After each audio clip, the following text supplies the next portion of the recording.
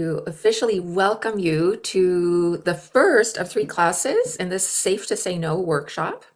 I'm so happy to see you here, and I know some of you are going to be watching the replay. So welcome, whether you're here right now or watching a little bit later. Welcome, welcome. And what I want to do, just even before we get into any material, is just get a sense and invite you to kind of notice what the word boundary does for you. We have a lot of experiences by the time we're adults with boundaries, lack of boundaries, unclear boundaries. There's just so much around the word boundaries.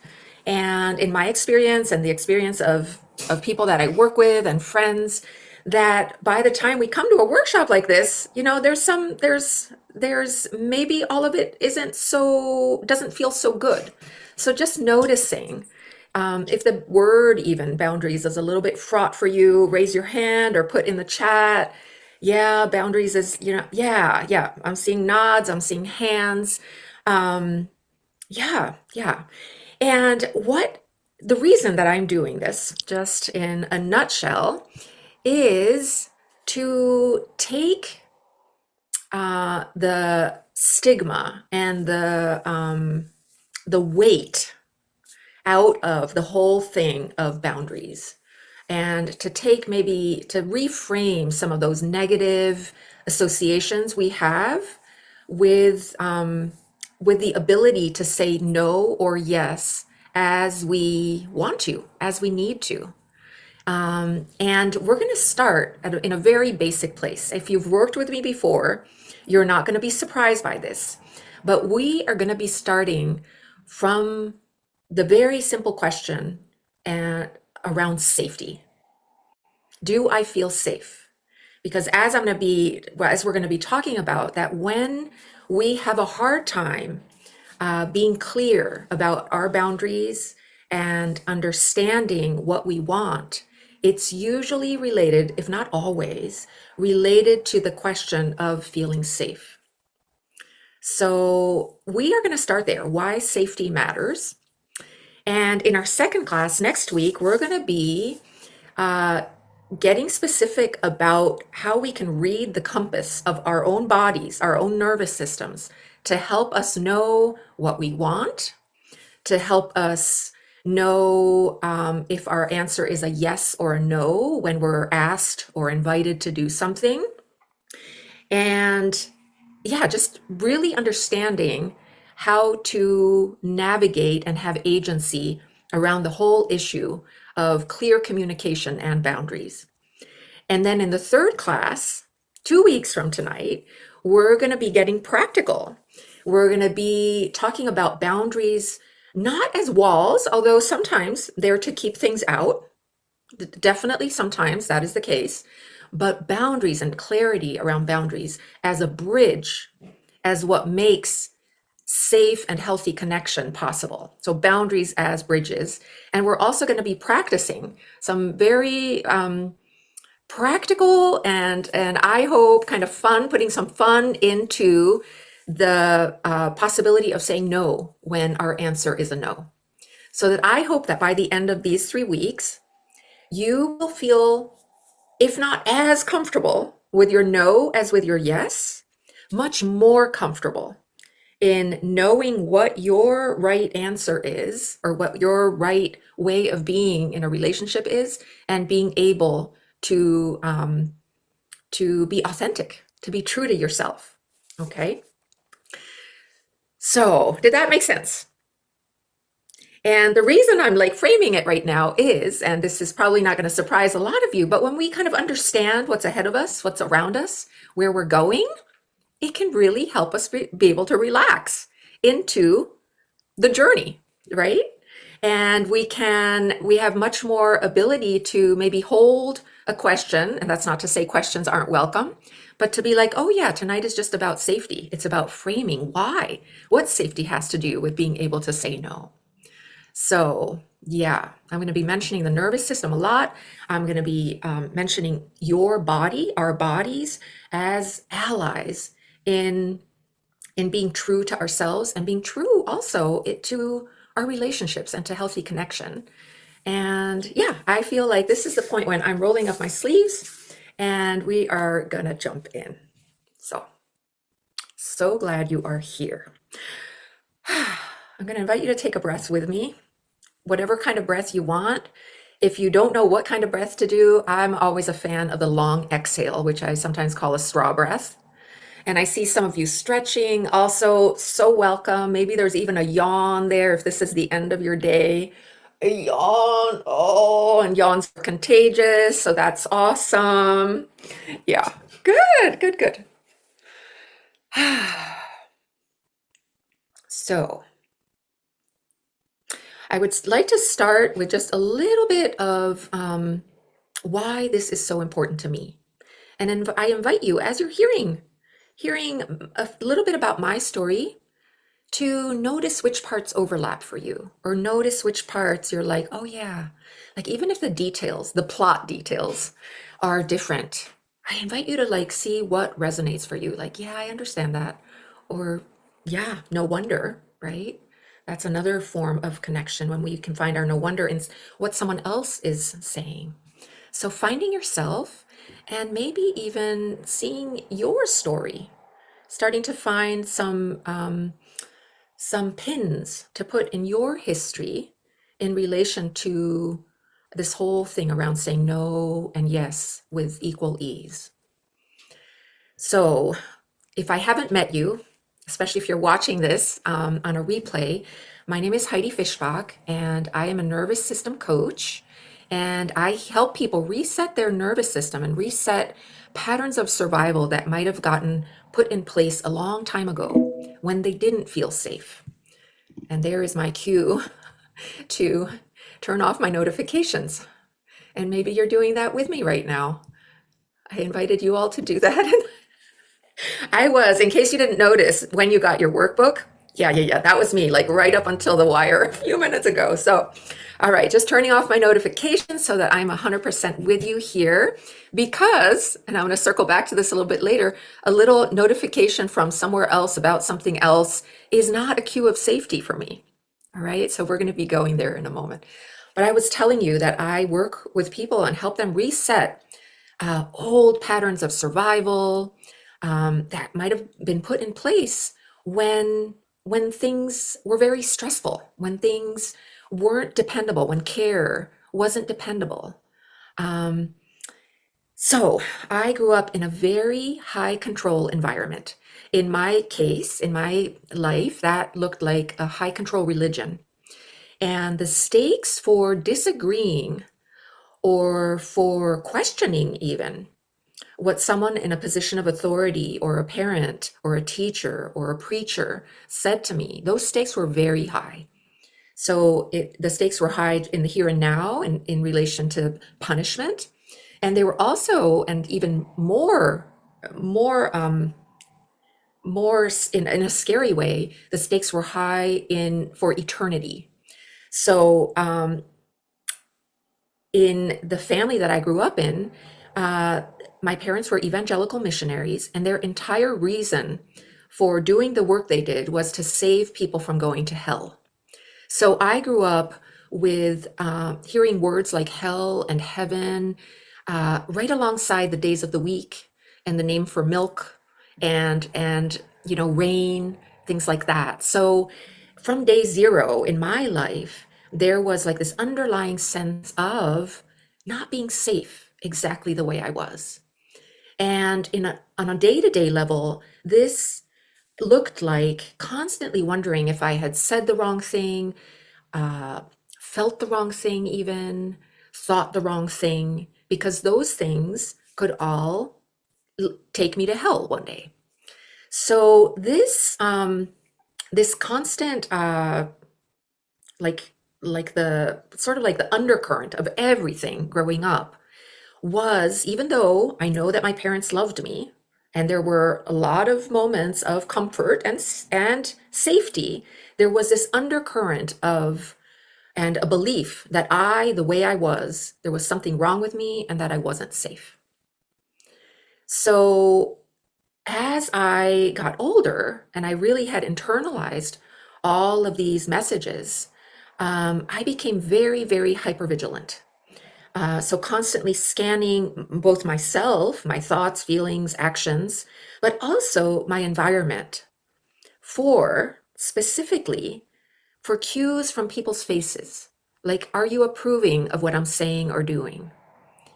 Are you okay? So it stopped being, am I okay? And it was really framing my own okayness based on the cues I was getting from reading the room, so to speak. So looking all around me, are they approving of me? Are they judging me? Did I do something wrong? Did I say something wrong? Right? So it would make sense then, and see again, as you're hearing me, what resonates for you, how much sense it makes that I, or maybe you, would start having a sense of yourself only through the kind of approval or disapproval of other people. And if that sense of safety, because we're all, as creatures, a connection with other creatures, with other people, and especially family, caretakers, is so vital to our survival. When we don't sense that approval, we don't feel safe on this kind of fundamental level.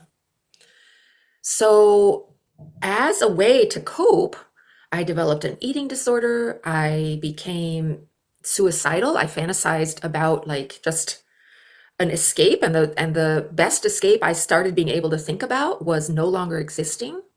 And all of this really came to a head for me. And I want to like jump ahead to what really helped me come out of that and to why I'm offering a workshop like this around safe to say no. That after I did attempt to take my life when I was 26 years old, what helped me heal after that was turning toward my body, finding mentors and teachers who helped me start listening to my body, and that held the possibility that my body actually was very wise and that my body knew when something was right or wrong for me, rather than always needing to take my cues from people that told me how it should be. So, as my relationship with myself got better and I started being able to listen to my body, um, a lot of the beliefs that I'd grown up with just started kind of dropping away, some of it very consciously, and some of it in that way that it didn't add up anymore. Like, it didn't add up anymore, like to believe certain things that I'd been taught were the truth. And you may have a different path with this. Like, even there's a reason I'm not saying what those things are, because I want you to think, what are things that you took on when you were dependent on other people and when maybe the relationship that you were in was not a balanced one in terms of power? And what are things that you took on from a place of needing to just agree and needing to belong at any cost rather than it being like something that was actually true for you? Does this make sense to you as you're hearing it? Yeah. Okay. So you may not have grown up in a high control system. Um, Although, I would say that if we look around, and I think there's just much more and more consciousness about this, that even this like very hierarchical, patriarchal system that all of us are in is very much about that. Like truth as defined by what people in positions of authority tell you it is. So we don't have to look far to see where that can get us. And it makes so much sense that for those of us who grew up in high control environments, and who didn't have a chance to question that for whatever reason, or didn't feel safe questioning it, that we may go along with and keep going along with systems of high control, even when they aren't authentic or right for us, right? So, yeah, but you may not relate to the high control religion that I grew up in, but I'm just inviting you to think back on situations and on your environment in the past or in high stress situations when you were dependent on people that you needed to please and agree with for your survival. Yeah. So drop into the chat, like what, like just if you want to, just like a few words about something resonating for you, like where you're finding yourself in this. And it could be as simple as like just reading a room, always reading the room, and not from a place of, oh, how's everybody doing here? Right? But from a place of, what do I need to do in order for everyone to be okay? Right? Or from a place of, I need to manage everything. Right? Yeah. So, yeah, great. I'm seeing that. Okay, reading a room and faces. Anyone else? You might not have put that. You can claim that one for yourself as well. Reading a room, reading faces, right? There is nothing wrong with reading a room. It's wonderful. If you're a very sensitive person, you may read a room very easily. And just to notice what the energy that that's coming from is, right? Is it helping you feel connected, or is it making you go into taking care of everyone mode? Yeah, I'm seeing I will agree at any cost. Yes, yes, yeah. Oh my goodness. And I mean, we don't have to, we can just look at a few headlines in the news and these days in particular and see where that gets like vulnerable young people, right? When they want to belong and when they like easily maybe override a sense of safety or don't have a healthy sense of what's not safe and then go along with pleasing. So this is so, so important, and so important for our safety and so important for our ability to connect in a way that feels good to us. I'm seeing compromise myself to fit in. Yeah, yeah, yeah. So I would like to, I'm going to pull up the workbook that I sent you. And did you get that? I know it was only like a few minutes before the workshop that I sent it to you. Yeah. So feel free. You don't even have to open it now, but I'm going to bring it up just to give us a few things to look at and some illustrations to look at. Okay. So I have a partner in this endeavor of this workshop and Safe to Say No, and her name is Boundaries Bestie.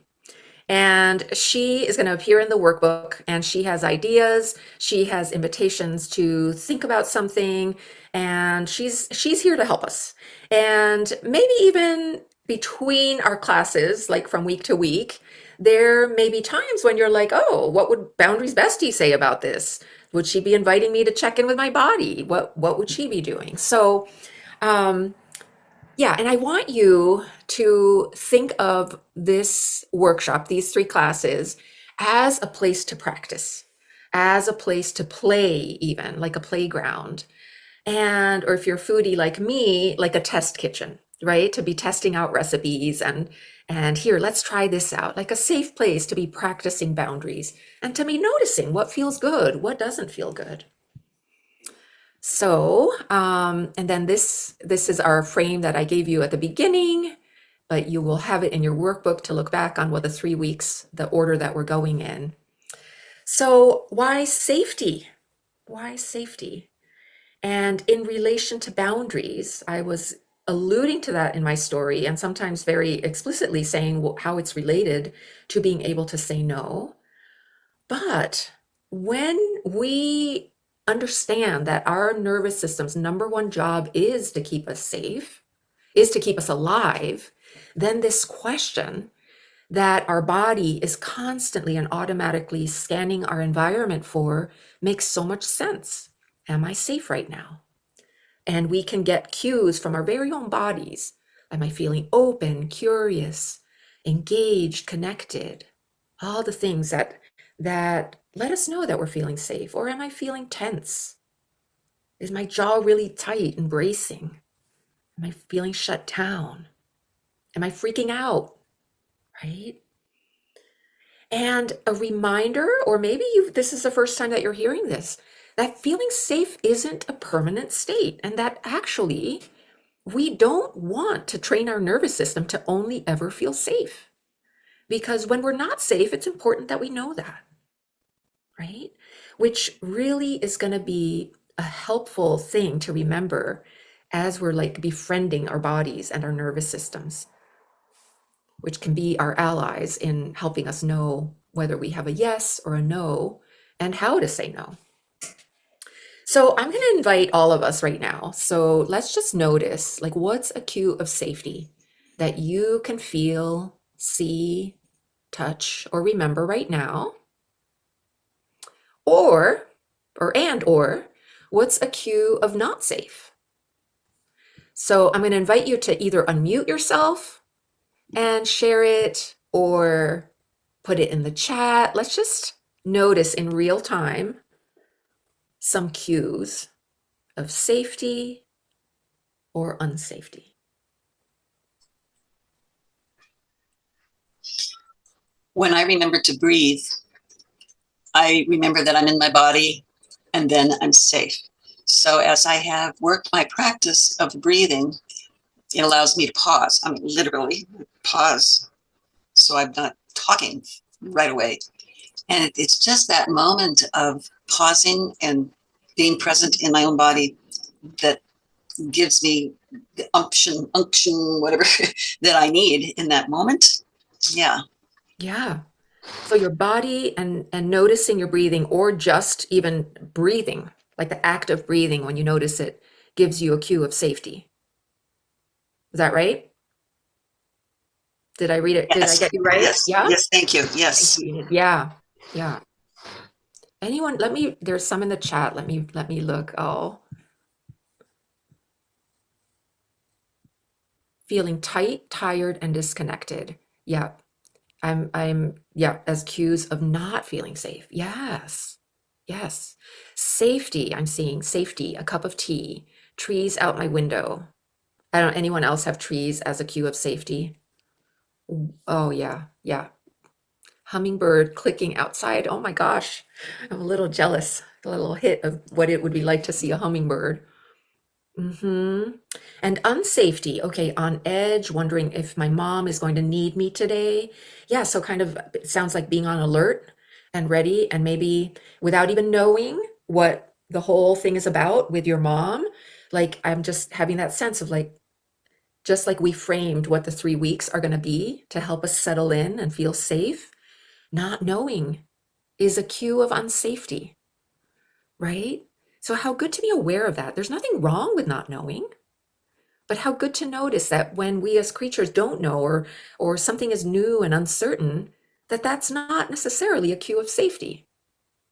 So then we want to be looking if we're seeing cues of unsafety, where is my safety? And finding it. Safety, I'm seeing another comment here. I'm coloring as I listen to you speak. I was thinking that that's what was happening. Coloring, yes, yes, exactly. Yeah, great.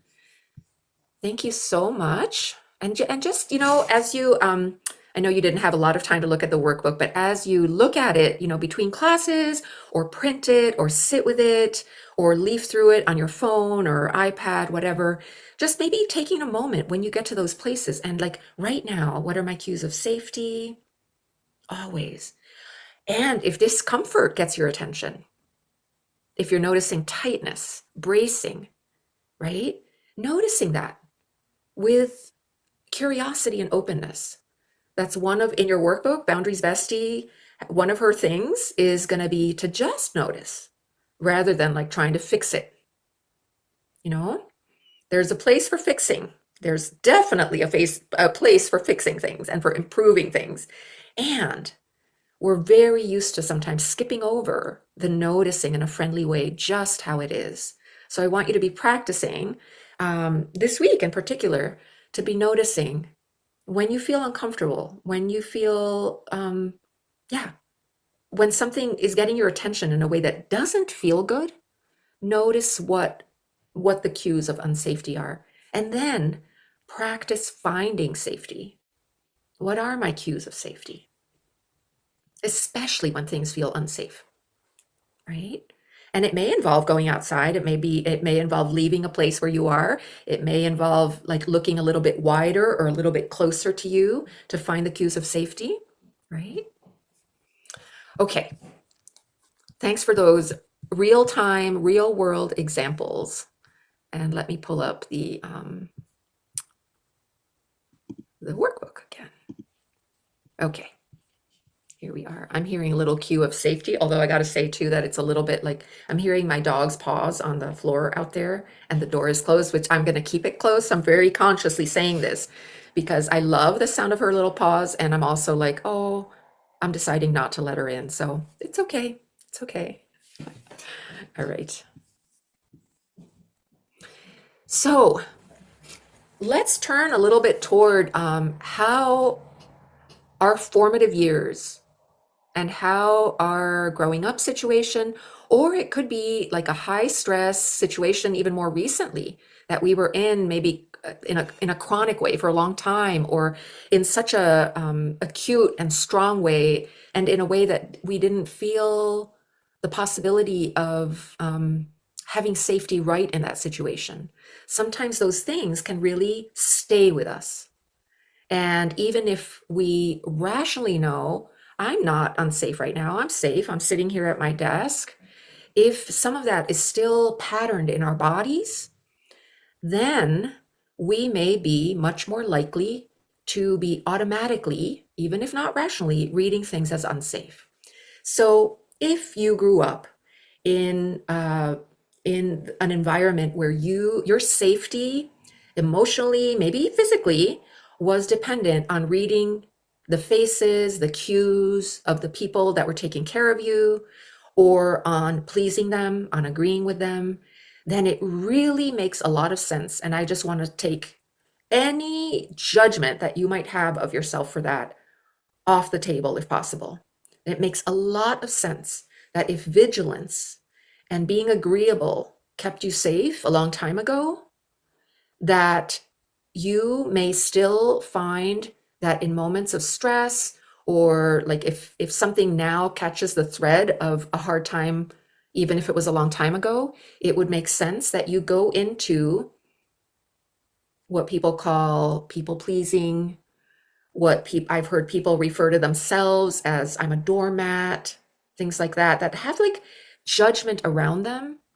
But when I invite you, if you've ever thought that about yourself or had those kind of labels around you, I invite you in what we're doing today and over the next week to bring a sense of no wonder to why you might do, think, or say those things. And also like a thank you to your nervous system and to your body and yourself for keeping you alive. You know, we touched on things more at a systems level earlier. I touched on that briefly. We can also look around and look at entire groups of people and races that have survived because of fawning and agreeing with people that were in positions of power. So this is relevant on so many levels. It's relevant to us interpersonally and very personally and with our own bodies. And it's also relevant when we look at systems that are in place. So we are starting with ourselves. You are starting with yourself in this workshop. And when we start being kinder and friendlier with ourselves, there's a way in which we also start it has a way of automatically and easily transferring to other people. And same goes for when we can be less judgmental of other people and more wondering, oh, I wonder how they got to be that way. It also helps us be less that way with ourselves. So I want you to find a way in which you make sense, that a pattern that you may in the past or now even be critical of yourself for, can you find a way in which that makes sense?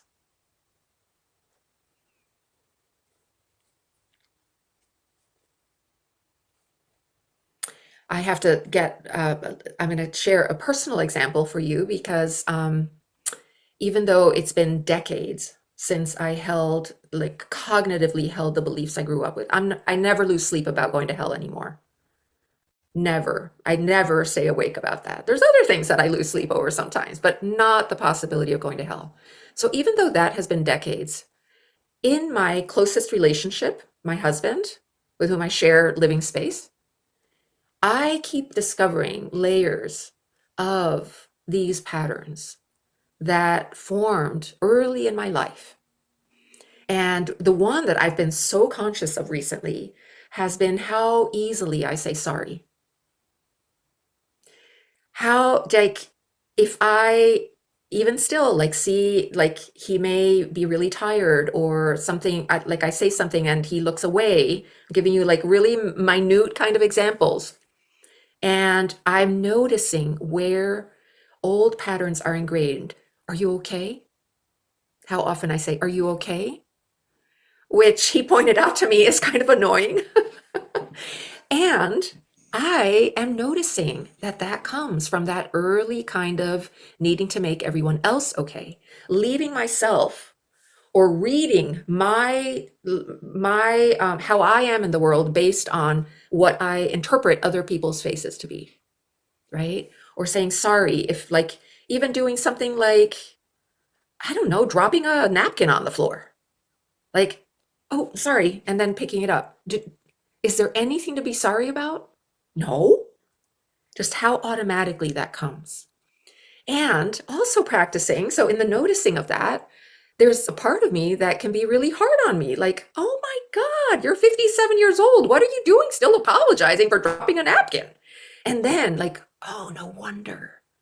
No wonder. And when I stop and notice the importance of this person in my life and the importance of this relationship in my life, it makes sense that those early patterns come out. And those patterns of saying I'm sorry automatically, just as one example, are much more likely to change. If not even are only going to really change in a fundamental way when we can bring friendliness to it. Because there's safety in friendliness towards something that's hard. If we're coming at it from like, what's wrong with you? You need to stop saying sorry. Even if we stop sometimes from saying it, there's a sense of unsafety underneath it. Does that make sense? It's coming from like criticism and what's wrong with you. So I want to invite you, I'm going to stop the share of the screen again. I'm going to invite you, I gave you a little tiny example, but I'm going to invite you first just to notice, are there ways in which even now, um, even though you are an adult and there may not be, hopefully, there may not be a pressing sense of danger in your environment. And I say that recognizing fully that there is a huge sense of danger in a lot of people's environments. Okay. So acknowledging that this isn't to say that that isn't a lot of people's realities. But if you are in a place that you can look around and say, it would be okay for me right in this moment to relax, or it would be okay for me to let down my guard. It would be okay for me to stop being hyper vigilant about the mood of my husband, say, in my example. Do you find some way, even if you don't say it out loud or type it into the chat, some way in which you are finding something, a way in which an old pattern, something that got ingrained a long time ago, is showing up, even though you're in a totally different place? Yeah. If you feel comfortable, typing it into the chat, or if you want to unmute yourself and say it, that would be fine too. But just, and as I ask you this, if you feel comfortable to do this, I also am like thanking you if you are, and I say that with absolutely no pressure for you to share. But if you do, thanking you for that, because in sharing how it is for you, it both can take like the judgment and the stigma out of something hard. And it also helps us, others, find themselves in what you're saying. So it's introducing the possibility in a very noticeable way of introducing safety into something that's hard. So I'm seeing intense self-criticism, and I'm assuming that like as a pattern, like an automatic kind of pattern. Yeah. So I'm imagining maybe like in a situation where you say or do something that later you wish you had done differently, and instead of instead of friendliness and safety around it, there's like maybe a first response of self-criticism. Yes, that, and it's like I'm always evaluating my performance Yeah. in all aspects of life and Yes. never measuring up. Yes. Yes. Can anyone relate to that? Can anyone like, yeah, seeing lots of like very, very emphatic nods. Absolutely. Absolutely. Like seeing your your presence in life as a performance. That didn't come out quite the way I wanted it. Not presence. What am I looking for? Like just seeing living as kind of a performance of needing to prove maybe worthiness or value, rather than being this creature who is alive and in the world. And just for that reason, just like that tree, that big tree in my yard, like alive. And here I am, right? Like I've never seen that tree, although it can't talk, apologizing for being there, right?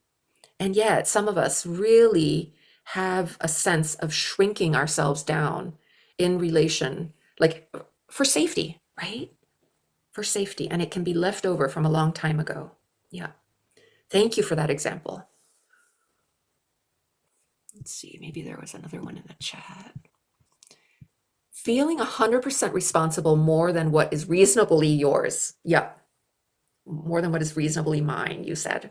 Yes, yes. That is related to that, that ability, ability is that the right word? To go in a room and be able to read it and then like try to manage it, right? So feeling responsible for for what other people are feeling or doing.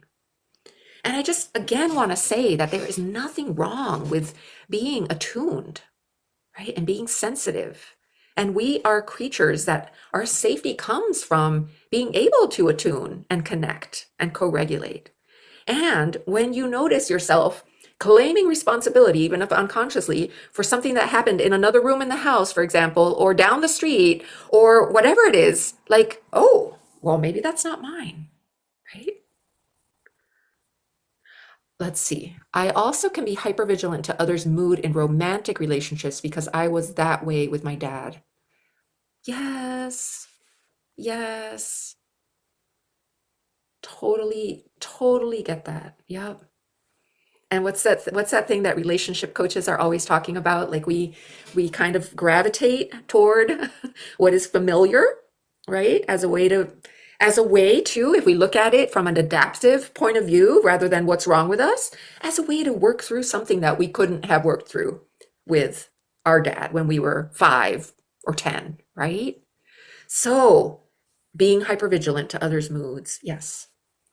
And sometimes this friendliness that we cultivate, and that if you're in my nervous system program, we are constantly cultivating this. It doesn't end. It doesn't end.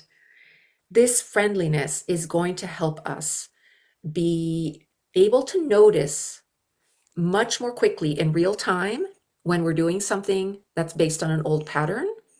It's going to help us, and we're going to get to this in the third class. It's going to help us be able to set a boundary, like to notice, oh my gosh, like I'll speak for myself. This might be my language. I am so in his business right now. I'm like so in your business right now about how tired you are, that I'm going to go sit in the other room for a little while and just kind of get in touch with myself and stop fussing over you. Something like that. Or stop, let's see, stop. I need to find myself. I really care about how tired you are, but I notice that I'm leaving myself a little bit to like try to make it better for you, and you haven't even asked me, right? Um, and maybe there's not even words around it, probably not even words around it, but like my next trip to the bathroom might be, how am I doing? How am I doing? right? Like a way to like enter my body again rather than what it feels like sometimes when I'm in reading the room from a place of not feeling safe. It's like I have left the building of me. Yeah. Being afraid to speak up for myself, feeling defeated. Yeah. As like old patterns. Was that in relation to the old patterns? Yes. Yeah. Oh, being afraid to speak up for yourself. So, how, like, when we take a moment to just have a no wonder for where that might come from for a lot of us, right? When our little needs or our needs as little people were minimized or not important, it makes so much sense then that we have a hard time being visible and speaking up and claiming our voice, having a voice, right? So, as we begin to heal, as our nervous systems heal, we begin being able to notice what we want, know who we are, be more visible, be more hearable, like be able to speak out, right? I love these examples very much. Doubting myself if I don't read approval, agreement, acceptance in a person's reaction. Yeah, yeah, yeah. So we are going to have some time toward the end of the class in a few minutes to actually do some like live on the spot kind of coaching around any of these things. So I was tempted just now to go into this a little bit more, but I realized, well, let's wait and let's do it in real time and together. I am just gonna turn back toward the end of the workbook. Okay. Okay. Yeah, so these are some questions to help you kind of notice where some of this might be coming from, right? Some of this like uh, having a hard time saying no, over explaining, over apologizing, agreeing automatically. So I was praised for being agreeable or helpful. Yeah. I remember I this is such a distinct memory. When I was in eighth grade, my family was in the States for a year. So I was in a new school and it was the beginning of the school year. And the whole eighth grade went on a trip, like an overnight trip somewhere, some sort of a camping thing or something. And I didn't really know people. And yeah, I mean 12, 13, whatever I was. And I remember helping and realizing that people like pitching in to like clean up. And I remember the feeling of people praising me for that. And at the end of that weekend trip, they gave out these like simple awards for stupid awards, I want to say, for like different things of what people like different calling people out for awards. And mine was what was it? Most helpful or most cooperative, you get the idea. And it just stood out to me. Like I can now see how in my little head, I was like, oh my God, there's my ticket. There's my ticket for eighth grade. Like, be really helpful. If anyone needs help, help them. This is gonna help them like me. So nothing wrong with being helpful. That's not the takeaway in this. But you see how when it's happening as a way to cover something else, or it becomes something that gets ingrained as my identity, right? And that if I'm not helpful, then they're not going to like me. Then we can see how that kind of sets it up, right? I learned it wasn't safe to disappoint people. Anyone relate to that one? Conflict makes me anxious. I'm afraid of being seen as selfish. I can't tell you how many private coaching sessions I've had with clients where this one comes up. You are so not alone if you're afraid of stating a need or want of yours and being afraid of being seen as selfish. I often don't know what I want. This one often comes up a little bit further along in someone's healing. Like once they start really getting better at noticing when they're feeling safe or unsafe and knowing how to get back to safety, They realize they're no longer treading water of being stressed out all the time. And suddenly they're like, I don't actually know what I want. So this is a big one, and it's related to this thing of agreeing and not saying no, and this whole like way of staying safe that might have developed a long time ago. The stakes for disobeying were high, punishment or disapproval, or maybe just not belonging, like in my eighth grade class, not so much disobeying in that context, but yeah, of displeasing were high, of not belonging. And maybe there's something else for you. So in the next few days, before we meet again next week, I'm just going to invite you to be noticing when these things come up and just making note of them. And to remember, and we have a little note here from Boundaries Bestie, you didn't choose these patterns, they formed around you like safety gear. It's like a safety bubble suit, right?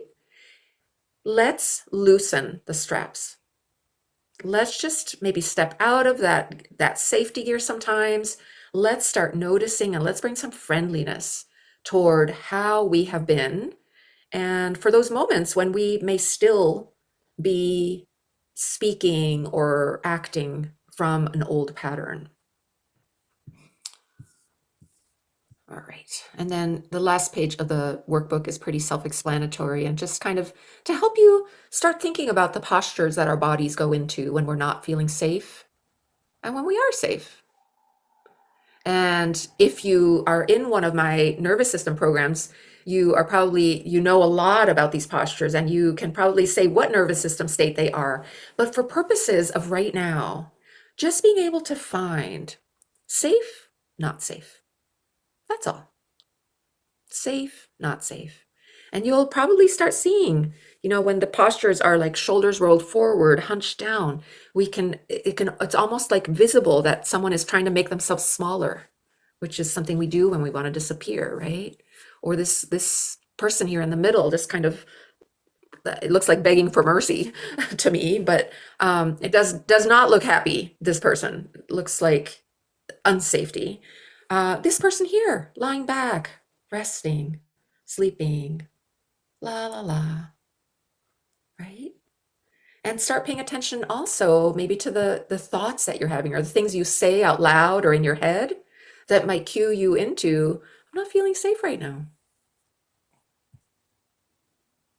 This gal with her plants, I love co-regulating with my plants. Yeah. This posture here, when we stretch, when dogs, I'm always watching my dog and like jealous of how she just naturally stretches every time she gets up. And, that stretching is such a sign of safety. We don't go like this.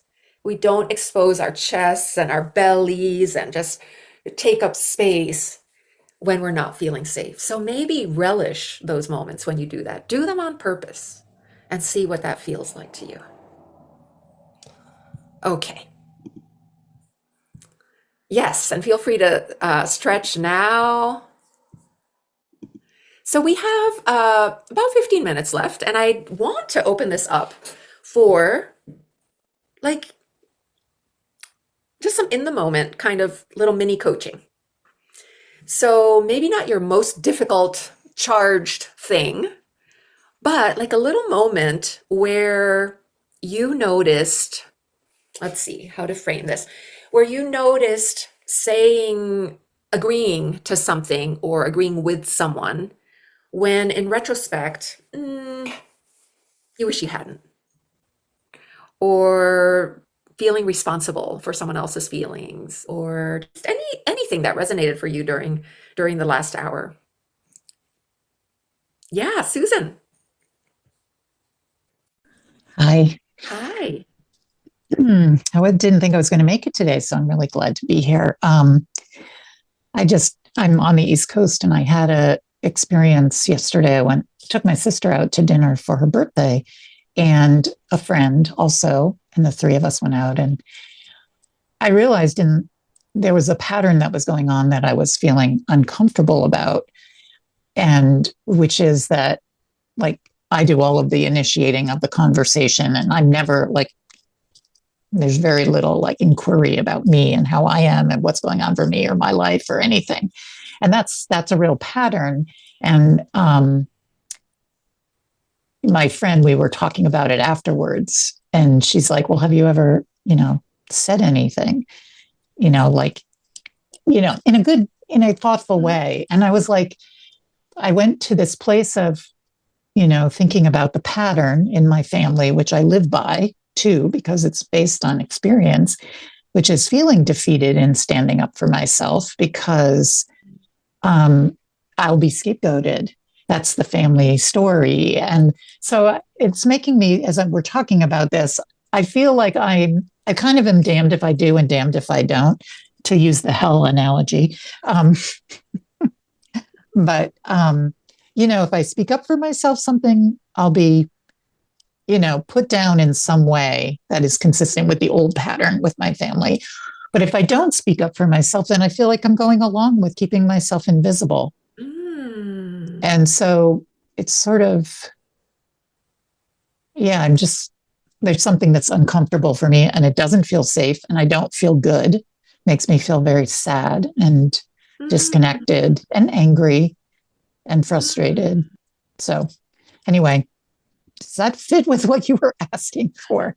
Well, it certainly is an example of, with our families of origin is one of the, like invariably those hard patterns like pop to the surface. And that makes so much sense, right? But I find it interesting as not you, it's sometimes easier to see that, right?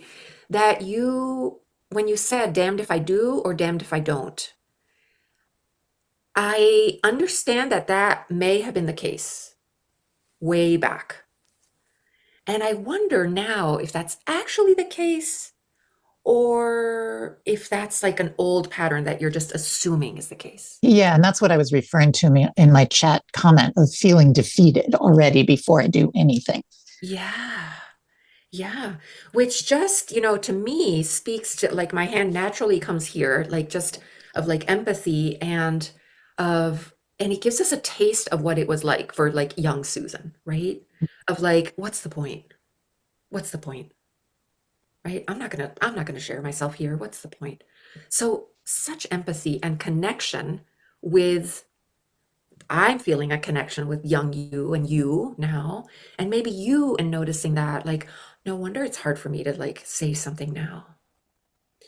And then if I can do like a little bit like more directive kind of coaching, Sure. and then from that place, if you can actually look around and or like feel some kind of grounding, maybe the ground or you now, or just a reminder that, I'm not 10 anymore.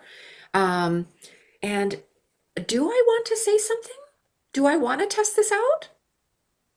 Do I want to like dip a toe into the water of this and see if something else is possible? And then, oh, okay, I'm curious about that. And do you see how that is like an opening toward it being different? Mhm. Like whether or not in that conversation last night or in the next one is possible, there's like this holding of possibility. Mhm. And I just want to celebrate too that you spoke to your friend afterwards about it and that you found safety and resonance there. But I wonder, like, if there were a sense of safety or you could find it for yourself right in the situation, and maybe this is like future pacing, Mhm. maybe for the next time that you're in with your sister or in that situation, to like, I don't know, when you notice that, to stop and possibly, I notice I'm asking all the questions. I'm ready to pass the baton. Or I love that. That's a perfect way to say it. like I'm literally like have nothing else to say as I'm like standing in your stead, right? Like, and then what happens? Yeah. And In this case, my friend was asking the questions. They were talking to each other mostly. oh, Yeah. oh. So they were talking to each other mostly, and you were like out. Is that Yeah. right? Yeah. Yeah. And I was hosting this dinner for And both of them. hosting this dinner. Yeah. Wow. Well, yes, also, yes, I'm seeing like hearts. And yeah, what would you, if you had just this a sense of safety and okayness and and if we think of the opposite of damned if you do, damned if you don't, and almost like a sense of okay if you do and okay if you don't. Mm. What do you think you might, can you imagine something Saying, happening differently? yeah, I was thinking I'm going to see my sister again on Sunday and spend a little time alone with her. And I had a thought about saying, because she made a comment about not liking being asked so many questions, and, it was like a bit much for her. And it's her birthday on Saturday. And then after my friend asked her all these questions, I said, "So do you have plans for your birthday?" She's like, "Well, that's another question." Oh, And, but I was thinking about saying, it's not an in the moment thing, but it's a mhm. reflective thing. Yeah. And saying, I noticed that it seemed like you didn't really like being asked so many questions. Mm. And I just want to say it, for me, it makes me feel like people are interested in me when they ask me questions. So I want to invite you to feel free to ask me questions in that situation where you feel like a lot of questions are being asked of you. Yes. So I've been thinking about that. Okay. And how is that as you say it or I'm uncertain. I'm like, is that okay? She can be very defensive, so Hmm. I'm trying not to be critical of her, but more just saying how it feels for me. And, Right. you know, Right. but I guess I'm not responsible for her feelings. Nice to notice. Nice to notice. And maybe there's even an ask. I would love for you to ask me some questions. I Yeah. I Yeah. And just put it out there. So now it's sort of shifting the dynamic. yes. Yes. And the other thing, just to put a teaser or just a little pin in this because we don't have a lot of time, but where our question or our response comes from, if it's coming from a place of curiosity Mm-hmm. and our own regulation, Mm-hmm. rather than like, why the hell didn't you ask me any questions? Right. Right. Especially when we're with someone who's feeling defensive, someone who does not have any skills at self-regulation. If we can get to the place of what is actually what I want here, and then from a place of not undefended in a like weak and caving kind of way, but actually like holding your full self kind of way. Hey, I'm totally fine with you asking me questions. I'd actually love to for you to know more about my life. It's been a while since we've been together, you know? Yeah. What do you want to know? I don't know. Just yeah. Yeah. Yeah. Thank you. That's helpful. Just thinking of Yeah. And in with this moment, I don't feel defensive. I feel more the curiosity, but I can also imagine feeling the hurt and the frustration and the old pattern and, you know, my family acting like I'm so demanding and difficult and right, unreasonable and all right. of that. So, because that is part of the family stance. But yeah, I've thought about like trying to do it in that way. But I mean, we talk almost every week and it's often this one-sided conversation. Hmm. So, too. So, Hmm. anyway, so yeah, I think it might be an opportunity to sort of use what happened. But she might say, "Oh, I didn't care if she was asking me questions." Like she might deny that. But, who knows? Anything could happen. But I'm just could do it in a kind of detached, lovingly detached way. Yeah. Yeah. And just recognizing too that when someone else is feeling defensive, really good to notice that that's how we're reading them because it's so easy to automatically defensiveness is a sign of unsafety. So if we're Right. interacting with someone who is defensive, it takes some skill to notice that and not come at it in the same way. Well, I didn't do that. What about you? Or whatever it is, right? So, and it sounds like she is often defensive in your interactions. Yeah. Thank you. Yeah. I just Thank you wishing all. for, yeah, hearts, lots of love for you. And yeah, like, like a permission, like the opposite of damned if I do, damned if I don't. Like, not like you have to speak up for yourself, but also yeah, either way, being with it from this place of, oh, this is what it was always like. And I was 7. No wonder, Yeah. right? Yeah. And then maybe, speaking of like more practical kind of boundaries, and then maybe having boundaries around family interactions and around how it happens, right? Yeah. Yeah. I'm about, yeah. I'm very close to where my brother lives, and I'm not in touch with him or going to see him. And it feels really, it's pushing those buttons too. Yeah. So yeah, I'm Yeah. just, it's all really up right now. It's okay. I'm okay. Yes, I'm okay. And I love hearing you say that. And I just want to invite all of us also, just as we kind of close this. And part of doing this at this particular time, offering this workshop now, is I have been starting to feel angst and all sorts of like I feel like the holidays are upon me, which I know it's only October, but it's such a fraught family time for me that and around boundaries, it's hard. It's just complicated. And this isn't about it's all going to be great and in a neat and tidy bow, but this is about like your true self and having your and being taken care of and being not losing yourself in kind of an old patterned way of uh, in order to keep the peace, right? Because when we agree to something that isn't really right for us or true for us, we lose a bit of ourselves.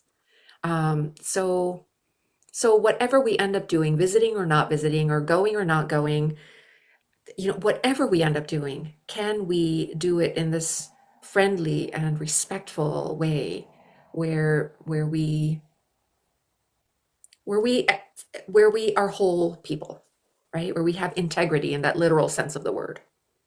Yeah. So quickly before we go, what I'm going to invite you to just let maybe your body, let what has sunk in or what has passed through you in the last 75 minutes, just kind of something that wants to stay with you or something that you would like to remember, almost as if you're going to tuck it into your pocket to take with you to that family dinner or to that interaction or to that meeting with the doctor or whatever it is.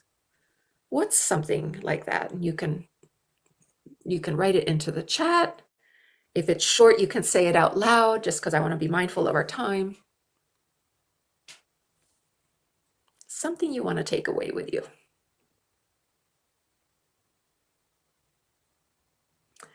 Having friendliness toward all my parts. Yes. Yes. Yeah. Here.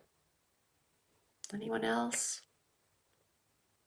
want to claim something for yourself? It's okay to co-regulate with my rocks. Yes. Yes. Awesome. Awesome. I'm having all sorts of pictures in my head about your rocks right now. And then staying in curiosity and friendliness. Yes. Yes. Yes. And when it's challenging, in particular, checking in with yourself and taking the time that you need and coming back to yourself, talking to a friend afterwards, right? Yeah. Yeah. So good. So I'm just so happy to get to be spending this time with you around this particular topic. If you are watching a replay of this, I hope to see you next week. It's always so rich to like be with something in person with each other and live. And but also I'm so glad that, we do have the ability to record it and watch it after the fact. So can't wait for next week. Our inner compass, paying attention to the cues, and then starting to move toward practical boundaries as bridges. So, all right, see you then. Bye bye.